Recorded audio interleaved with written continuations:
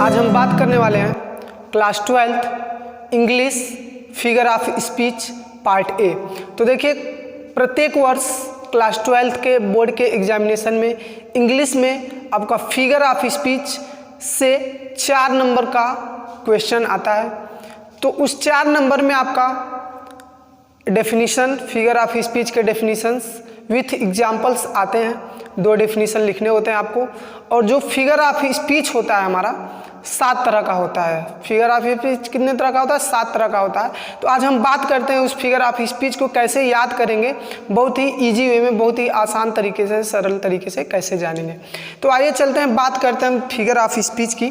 तो देखिए, हमारा फिगर ऑफ स्पीच जो होता है, हमारा फिगर ऑफ स्पीच प्रत्येक वर्ष 4 नंबर का हमारा बोर्ड के एग्जामिनेशन में आता है।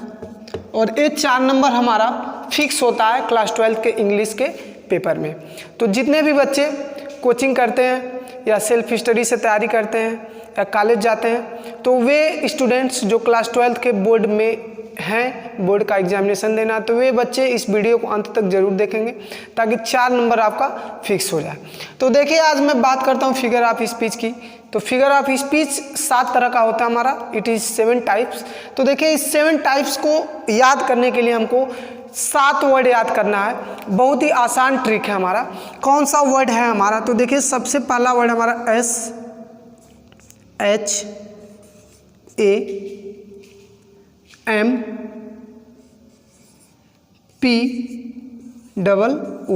ये 7 वर्ड हमको याद करना है। SHAMPOO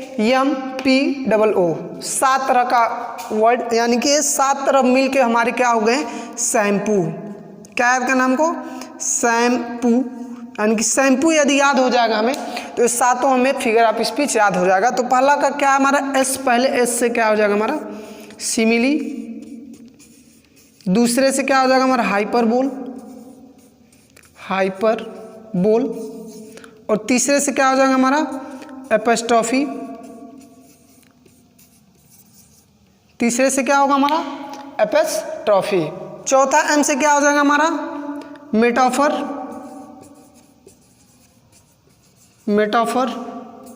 पी से क्या हो जाएगा हमारा? पर्सोनिफिकेशन। फिर हमारा ओ से क्या हो जाएगा? ऑक्सीमोरॉन। और फिर ओ से क्या हो जाएगा हमारा? ओनोमेटोपोइया। ये हमारा 7 तरह का फिगर ऑफ स्पीच होते हैं। तो फिगर ऑफ स्पीच का मतलब क्या होता है हमारा? अलंकार। फिगर ऑफ स्पीच को हम लोग क्या लिख सकते हैं? अलंकार इसको बोल सकते हैं। फिगर ऑफ स्पीच जो है हमारा, क्या बोलते हैं इसको? हम लोग अलंकार बोलते हैं। ठीक है। तो अलंकार शब्द जो है हमारा हिंदी ग्रामर का माना जाना शब्द है, माना जाना वाक्य है, जो बहुत ही इंपॉर्टेंट टॉपिक है हिंदी ग्रामर का हमारा। तो देखिए, क्या अलंकार क्या करता है, अलंकार क्या दर्शाता है? तो अलंकार जो होता है हमारा, किसी भी सेंटेंस की शोभा बढ़ाता है। या हिंदी में क्या करता है अलंकार हमारा? उस हिंदी के लाइन की, हिंदी के पंक्तियों की सुंदरता को बढ़ा देता है, उसकी शोभा को बढ़ाता है। तो ठीक उसी प्रकार इंग्लिश में जब हम यूज करते हैं फिगर ऑफ स्पीच की, यानी कि अलंकार की, तो जो सेंटेंस हम लोग यूज करते हैं उसकी शोभा को, उसकी सुंदरता को क्या करता है? फिगर ऑफ स्पीच बढ़ा देता है। तो हम बात करेंगे सबसे पहले फर्स्ट फिगर ऑफ स्पीच की, सिमिली की। तो सिमिली को हम लोग बोलते हैं उपमा अलंकार। उपमा, तो उपमा शब्द से ही आपको पता होगा कि हम किसी एक वस्तु की दूसरी वस्तु से क्या कर रहे हैं?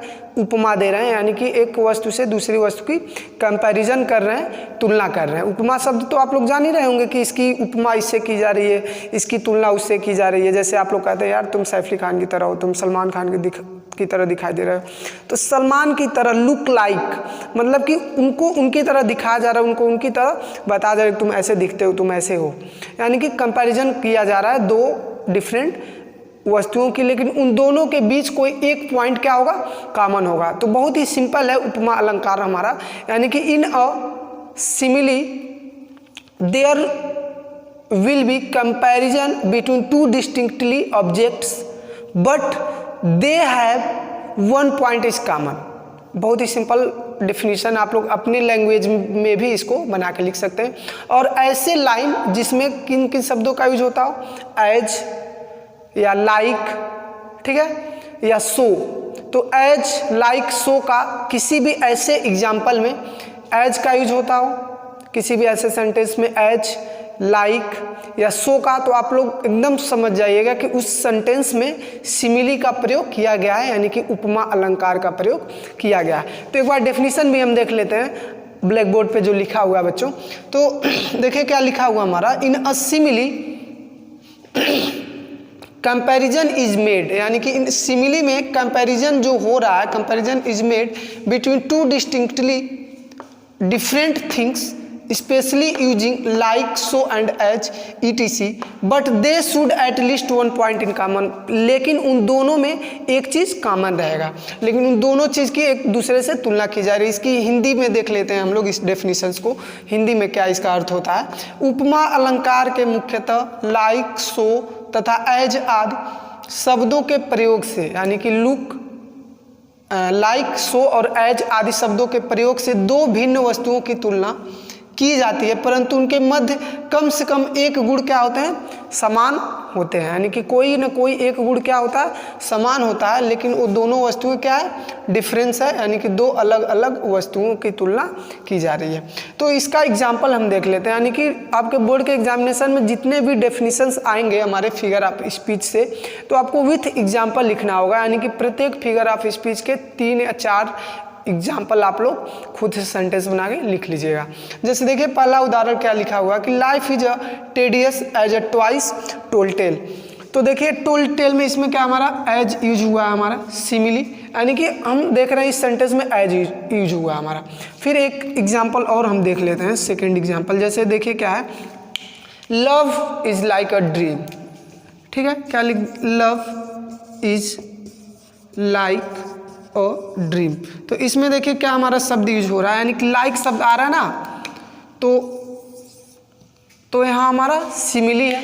फिर हम लोग लिख सकते हैं life is like a dream, यानी कि जीवन एक स्वप्न की तरह है। Life is like a dream, life is like a dream, यानी कि जीवन जो है हमारा एक स्वप्न की तरह है। तो आई होप आपको वीडियो पसंद आया होगा और आप इस वीडियो को अंत तक जरूर देखिएगा। और ये 7 टिप्स जो मैंने आपको बताया है कि ये कैसे 7 फिगर ऑफ स्पीच आपको याद करने हैं, एक टिप्स जो मैंने आपको बताया, शैम्पू शब्द को आपको याद करना है, SHA शैम्पू, यानी कि शैम्पू से आपको 7 फिगर ऑफ स्पीच याद हो जाएंगे। और सिमिली आपको ऑन स्क्रीन दिख रहा है, आप लोग इसे कॉपी पेन लेके नोट कर लीजिएगा। और मैं अगले वीडियो में जो 6 बच रहा है हमारा, hyperbole, apostrophe, metaphor, personification, oxymoron और ओनोमेटोपोइया, तो अगले एक वीडियो में मैं इस 6 को कवर करूँगा। धन्यवाद।